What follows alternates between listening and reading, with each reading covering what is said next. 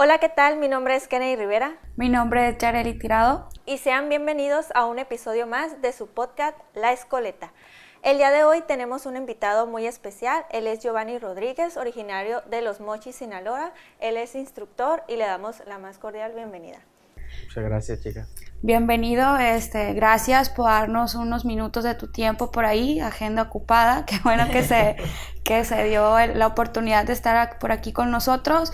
Y bueno, el día de hoy vamos a estar realizando una pequeña plática, más que nada, acerca de todas sus experiencias, concursos y por ahí algunos otros datos importantes que nos quiera compartir. Okay, muy bien. Así es. Bueno, pues algunos banderos ya conocen un poco de lo que es la persona de Giovanni, pero queremos conocer quién es en realidad Giovanni y qué mejor que pues usted mismo nos lo platique. Bueno, mira, yo soy originario de Los Mochis, Sinaloa. Soy instructor y corneta de orden de la Banda de Guerra Veteranos de Los Mochis. Actualmente soy elemento activo de la Secretaría de Marina Armada de México. Pues básicamente, la mayor parte de mi vida he sido bandero, ¿no? Desde los 11 años hasta la fecha he sido bandero, un poco más de 20 años ya. Wow. Entonces, pues para la Banda de Guerra para mí es prácticamente todo lo máximo, sí. O sea. Y gracias a la Banda de Guerra pues tengo todo lo que tengo ahorita. Mi trabajo, mi familia y todo eso. Entonces prácticamente la Banda de Guerra gira alrededor de mí.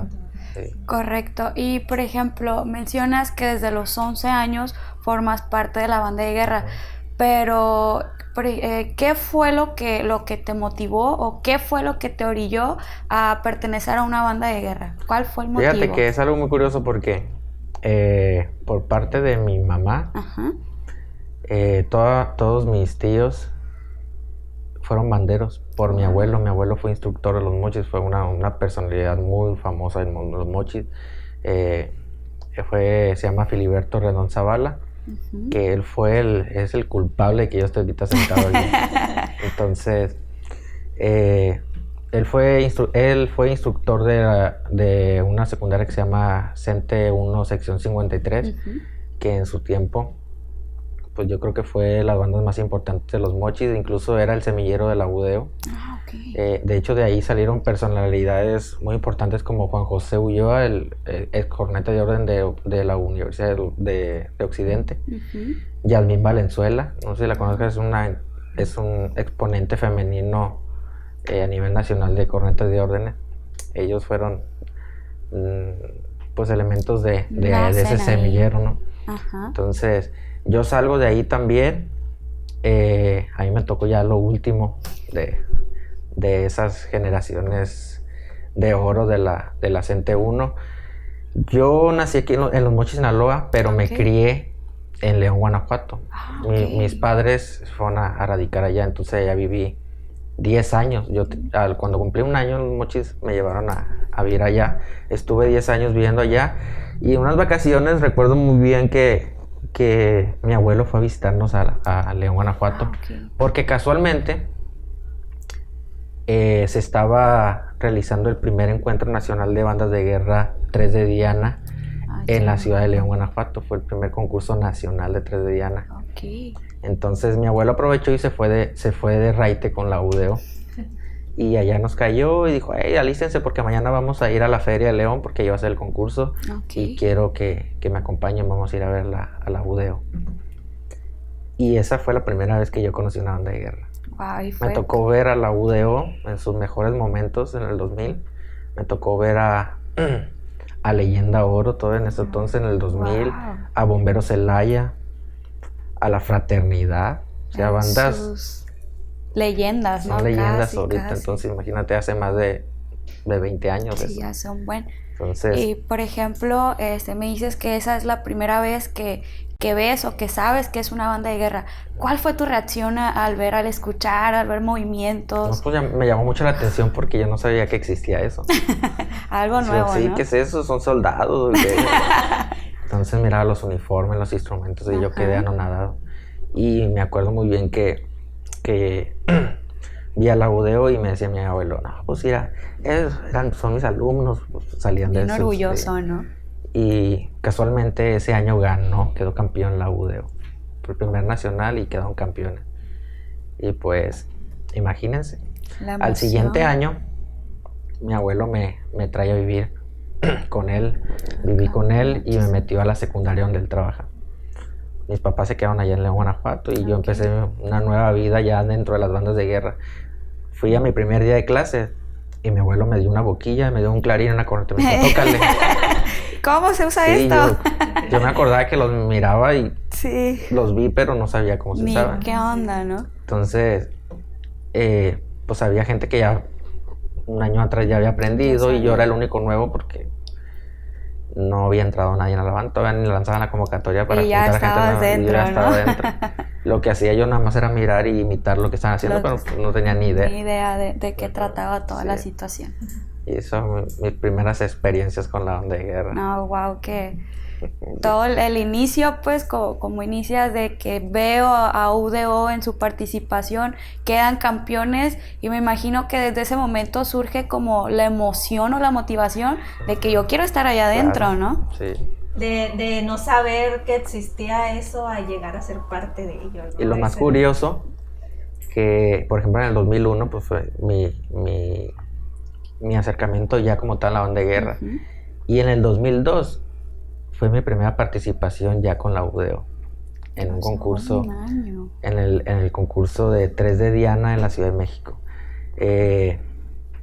Y pues fue en realidad muy poco el tiempo. Tuve un año prácticamente para aprender y cuando menos pensé ya estaba concursando en categoría libre en un nacional grandísimo donde había más de 70 bandas, donde ejecutábamos más de 40 toques y marchas reglamentarias. Era un ¿Y cómo show. fue tu experiencia ahí? O sea, pues fíjate que ahorita que veo hacia atrás se me hace algo pues sorprendente, porque en la historia de la UDO yo fui el primer, se podría decir que el primer integrante de la UDO más pequeño en concursar en categoría libre con ellos.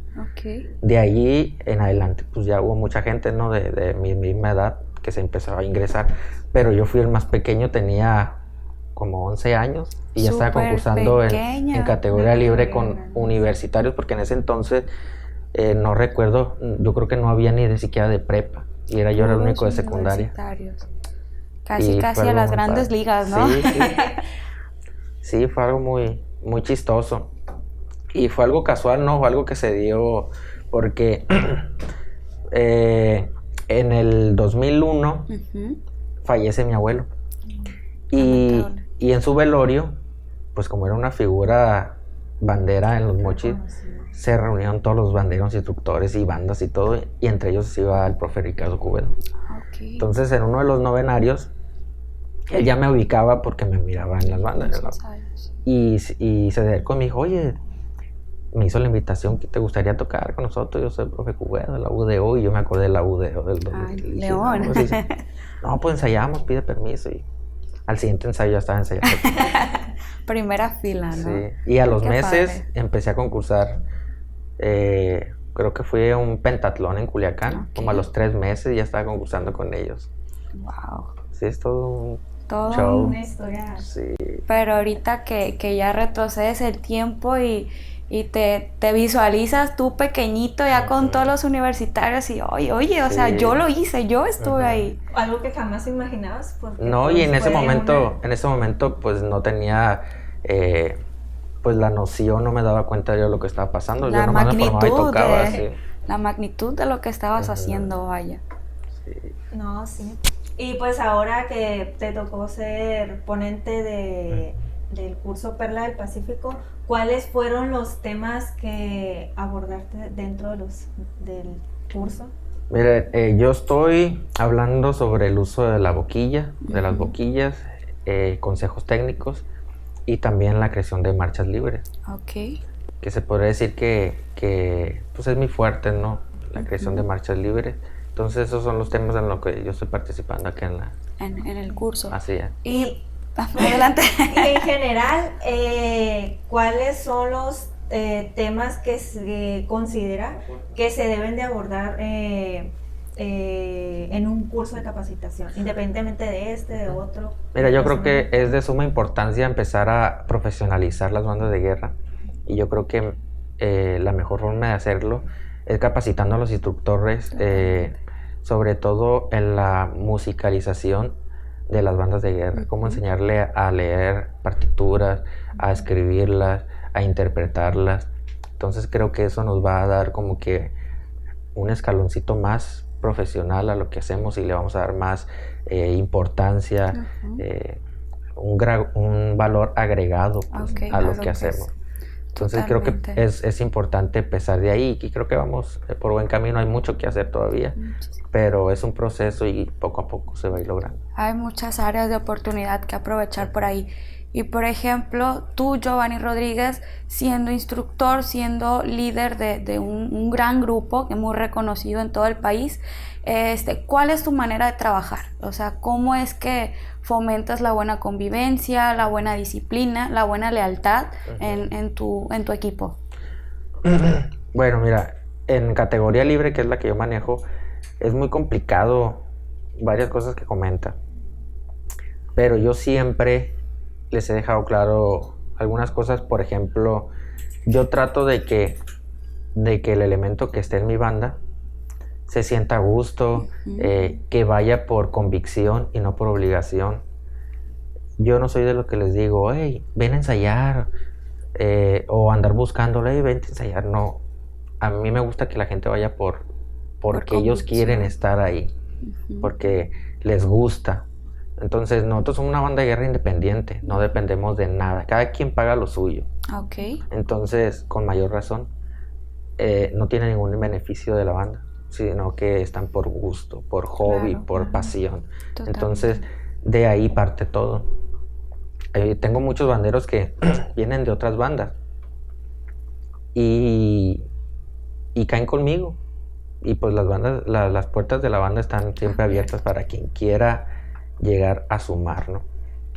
Y hay elementos que se han ido de mi banda a otras bandas, y por algún motivo que todavía no estoy seguro cuál sea, siempre vuelven, ¿no? Ok, muy curioso. Sí, siempre vuelven, y yo siempre he dicho que si vuelven es por algo. Totalmente, siempre hay un porqué. Yo siempre he tratado de llevarla bien con todos, algo sano, una convivencia sana, que se sientan a gusto, los hago partícipes de la banda, los tomo en cuenta para todo, ideas, opiniones. Entonces creo que eso es lo que hace que ellos se sientan más pertenecientes al grupo, más comprometidos, y que se sientan en realidad parte de... Que se la crean, vaya, ¿no? Exactamente. Entonces eso me ha funcionado mucho, y creo que así le vamos a seguir. No, muy bien.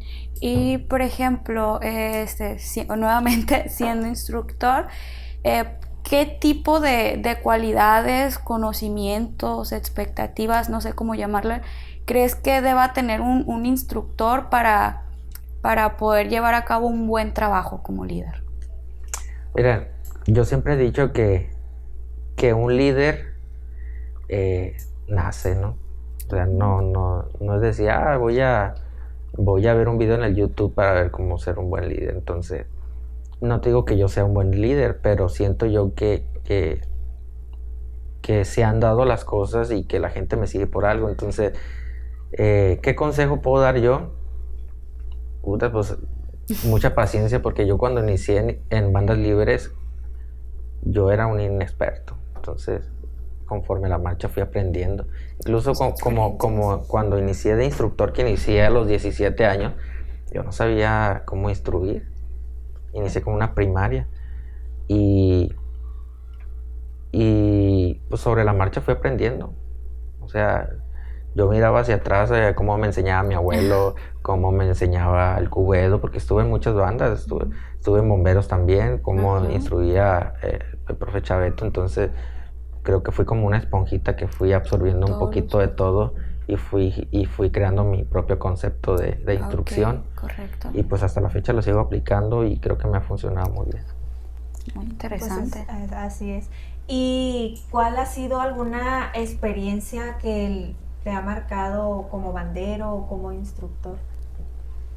Pues he tenido muchas, pero... Una de tantas, yo creo, ¿no? Sí, es que en cada etapa de mi historia bandera, creo que ha habido muchas. Como les repito, estuve en la Budeo, que fue mi primera banda libre, y creo que los concursos nacionales me marcaron mucho, sobre todo 3 de Diana de la Ciudad de México, Querétaro, otro nacional de 3 de Diana. Estuve en Monterrey también, otro nacional 3 de Diana. Entonces cada concurso me iba dejando enseñanzas que hasta la fecha sigo aplicando. Pero sin duda alguna, el haber iniciado con mi abuelo fue la que más me marcó, porque soy el único podría decir que el único que siguió sus pasos. Ok. Mi mamá fue bandera, todos mis primos fueron banderos por parte de mi abuelo, de sus hijos. Pero ni uno siguió, fue tan constante. Eran que en la secundaria y estaban y no estaban. Y ya pasaba esa etapa y ahí queda. Entonces yo fui el único de la familia que hasta la fecha sigue. Sí, activo. Interesante. Sí. Pues yo digo que para seguir activo, pues te tiene que nacer, te tiene que gustar. Y eso es lo importante, ¿no? Porque en muchas ocasiones, pues uno lo hace por cumplir con algunos créditos o por que la institución, quedar bien con la institución, pero en sí lo importante que debe ser, pues es eso, que lo hagas por gusto, incluso hasta te ayuda porque pues te desestresas, te haces como un campito y eso pues te amo. Aparte todo lo que vives, aprendizajes, experiencias, emociones y todo. Sí, sin duda alguna. Yo creo que si no me apasionara tanto, no estuviera aquí ahorita. No estuviera aquí sentado. Mucho. Y bueno, ahora retomando el tema de la pandemia, que fue un asunto que nos afectó a todos de cierta manera. ¿Cómo afectó la pandemia a Giovanni Rodríguez en cuestiones de grupos cívicos, vaya? Pues mira, principalmente en lo personal, pues a mí me cambió mi estilo de vida totalmente, porque dejé de hacer la rutina que tenía años, de ir a ensayar casi todos los días, de estar viajando, concursando. Como les digo, la banda de guerra giraba a mi alrededor y de un día a otro pues ya no había banda de guerra. Termina. Entonces, ¿cómo afectó a mi grupo? Pues mira, hemos reanudado hace algunas semanas y los integrantes están. El detalle ha sido volverlos a enrolar a la rutina, vaya. Sí, a la rutina de otra vez estar ensayando constante, porque por lo general ya hacen otro tipo de cosas, pues. Unos que andan en bici, otros que van al gimnasio, otros que ya trabajan, otros que ya se casaron, tienen familia, entonces el ritmo de vida pues ya es otro. Ya resulta un poco más complicado volver a reunir a todos en un mismo lugar. Como antes, así es. Entonces creo que nos va a llevar un poco de tiempo volver a enrolarnos, pero a todo se acostumbra uno, entonces hay que ser constantes nada más para que esto vuelva a agarrar forma. A volver a funcionar. Pues no, seguir, como dicen, constante para pues avanzar, ir avanzando poco a poco y volver a adquirir pues los conocimientos que ya teníamos, porque incluso uno regresa y se queda como que, ay, ya no me acuerdo cómo era esto, cómo era lo otro. Vuelves a empezar. Y vuelves a empezar prácticamente. Inicias de cero. Y no sé si tengas algún consejo o algo que quieras compartir a los instructores, alumnos, por ahí que les pueda funcionar.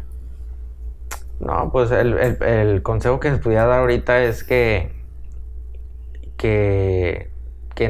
no hay que desesperarnos, que poco a poquito hay que seguir trabajando constante. A lo mejor va a ser difícil, ¿no? Al principio, pero esperemos que el próximo año ya vaya agarrando forma esto otra vez, empezar los concursos, los viajes, todo eso que nos gusta, que es parte de esta actividad. Entonces no queda más que seguir trabajando. Seguir echándole ganas, trabajar, ser constantes, disciplina, Sí, mucho. Va a ser difícil, pero el que quiere puede. Así es. No pudiste haberle dicho mejor. Sí. Ahorita nos comentaba que pues es una banda de guerra pues, independiente, no les dan ingresos, nada. ¿Cómo es que hacen ustedes para adquirir ingresos para un viaje? Mira, con nosotros, por ejemplo, nos programamos. Vamos a ir a Calderón, un ejemplo. Empezamos a cotizar. Nos va a salir tanto el hotel, nos va a salir tanto el autobús. Nos ha tocado hacer actividades, rifas y cosas de ese tipo. Pero últimamente optamos ya porque sabes que nos va a salir en 3,000 pesos el viaje.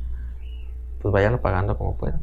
Okay. Entonces, la mayoría de mi banda pues ya son adultos.